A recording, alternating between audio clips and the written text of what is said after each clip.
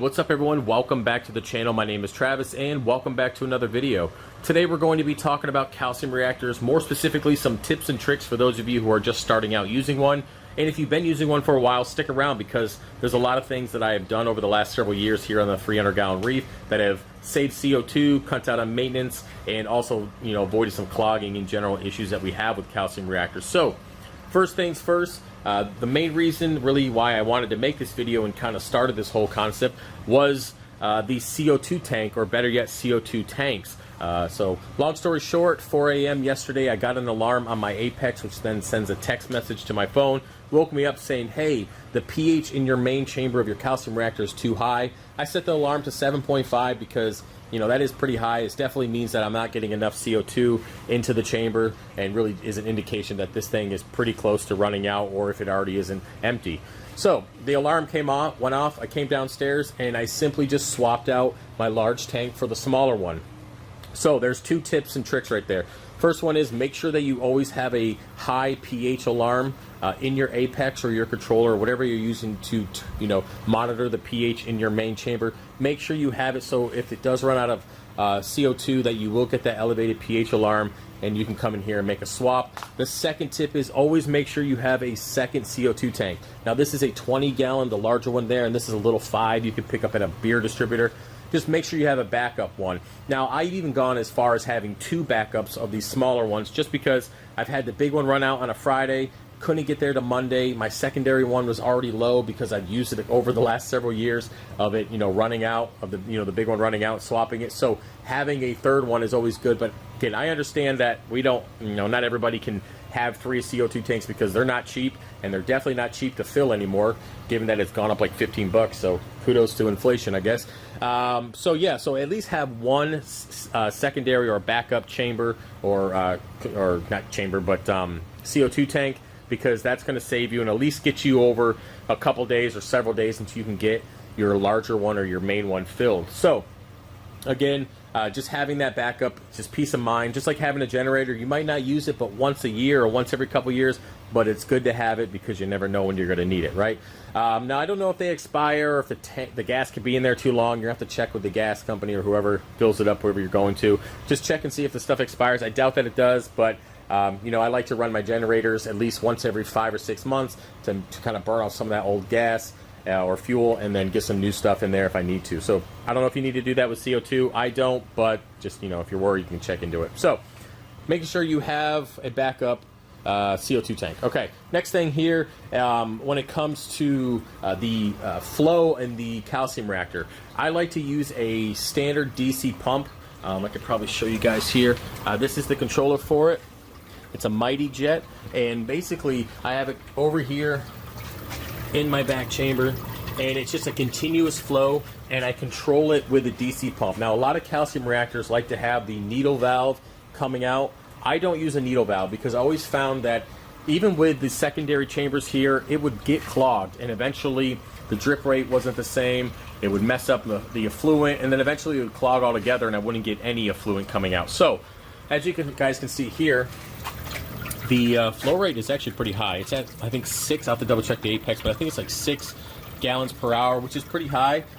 And now that does allow me to run more fluid through consistently. I don't have any clogging issues, which is most important for me. Now, it doesn't give a lot of time for the effluent to kind of chill in here, and it might use a little bit more CO2 overall because I am running more effluent through there. But I find that it outweighs the extra I pay in CO2. But granted, that tank lasts me, the main 20-gallon there lasts me about 6 months. That's if the tank isn't crazy full, and we'll talk about kalkwasser in a second. But I feel like if I'm running it through there, I might be using a little bit more CO2 because it's not just chilling in there. It is burning up a little bit more, but I'm not running into any kind of clogging issues like I was before. Even with the flow sensor there, that's not getting clogged anymore. So there's a trade-off. Pay a little extra in CO2, don't have to worry about clogging, DKH fluctuations, or any kind of stuff like that. So it's up to you if you want to do it that way, but for me, it's worked out pretty good. Let's see here. The next thing that I would consider if you are using a calcium reactor is to have a backup method for calcium alkalinity. Now, as you guys know, I do run the Avast Marine skimmer swabby, or not skimmer swabby, well, I do that too. I'm all over the place today, man. It's been a day. Trust me. I'm running their calc reactor and their skimmer swabby. And basically, this is my secondary method of dosing. Not only does it help with precipitating out some phosphates, but it does elevate the pH on top of the CO2 scrubber, which is really nice, given we're down here in the basement. So having that secondary system in place is very good when it comes to making sure you don't have any issues. If, for whatever reason, say you cracked the main chamber, that was leaking, you're out of CO2, pump died, whatever problems can happen with this, it's going to happen, right? It's just how it is with mechanical things. It's good to have a backup. So I do have a backup to a backup. Like my CO2 tank, I have 2-part. I keep about, I don't know, it's a giant bag back there. There's 2 giant bags, 2-part plus the magnesium. So I keep that on hand just in case, whatever reason, right? Because we put a lot of money into our systems, our corals, you know, when this thing used to have a lot of coral, and it will again someday, but there's a lot of money we have invested in there, so why not just spend a little extra and get these backup methods in place? I can make some 2-part in a matter of a couple hours, start dosing it. If I have to test more consistently with the Trident, which by the way is getting replaced, shout out to Neptune for hooking me up with that. Basically, if you have to you know, supplement to 2-part or more calc or whatever reason, it's good to have it than to kind of sit around and watch your tank die. So just make sure you have a backup method to your calcium reactor. That is is very important, and you should definitely consider it. Now, when it comes to dosing 2 at a time, I like to do it because, well, I might be using some extra CO2 because I am running a little bit faster fluid, but I'd also like to run the calc. I'm running about 6,000 milliliters per day, which helps with the top off. It pulls from the ATO reservoir, goes through the dose pump, dumps in, and then drips into the refugium. And I like to dose both at the same time because it does save on some CO2, which is nice, which isn't, you know, the biggest priority, but it does save on some CO2 and helps with phosphates and pretty much helps with pH. So you can run one method, you could run the calcium reactor, but I would at least recommend that you have some backup methods in place just in case. But if you want to run 2 at a time, you definitely can. It's a little bit of a balancing act, but if you're a gear junkie and you like fiddling with your tank, there's nothing wrong with it. It's definitely fun. So, trying to think if there's anything else here. When it comes to maintenance-wise, make sure you are calibrating your pH probe every 6 months. I have a reminder in my Apex.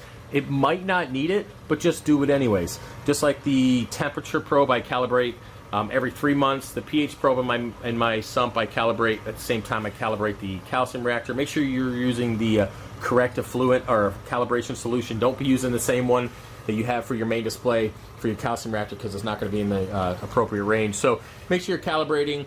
When it comes to detritus and things that could be inside the calcium reactor that needs to be cleaned out, what I like to do is go through and pull out all the media about once every 8 months or so, or if I want to be lazy, I will burn down, like I am right now, I'll burn down the main chamber to about halfway, and then I'll pull it out, rinse it off with some RODI, clean out the secondary chambers, put it back in. Again, this just helps with the detritus, which isn't that bad given the higher flow rate with the effluent. So just kind of keep that in mind depending on what you want to do for maintenance, what your style is. Because as the media does deplete, I will need to dose more kalkwasser to compensate for the smaller the smaller amount of media that's in there that can be dissolved. So you might just have to do a little bit of balancing act. But again, if you enjoy that kind of stuff, you know, it's kind of some shortcuts here and there. So outside of that, that's pretty much all I can remember or really think of at the moment. There's no script here or anything like that. I'm just trying to think what I've done over the years. Another thing, if you do have the Apex flow sensor, that is pretty cool because you can put another alarm on there if it gets too low. For whatever reason, say a piece of the stone or whatever gets into the tube and does actually slow down enough, you can set an alarm for the flow sensor. I have yet to do that, but it is a possibility. That's why I like to keep mine kind of elevated. So if I'm down here fiddling around with carbon or pulling out Chaeto, I can be like, oh, well, that's not flowing right, and then just double check and make sure. But yeah, outside of that, I think that's it for the video. If you guys have anything else that you want to add or change, let me know. Now, again, a quick shout out to Apex. This is the replacement Trident. It did have a little bit of an issue. I've been troubleshooting it for the last several days. They are sending me another one and taking this one back and not charging me anything. So shout out to them. You don't see that too often, so I appreciate it. And yeah, I think that's it, guys. Any questions, let me know. If you want to add anything, again, let me know. If you want to support the channel, Fishofhex.com, and I'll see you guys later. All right, peace.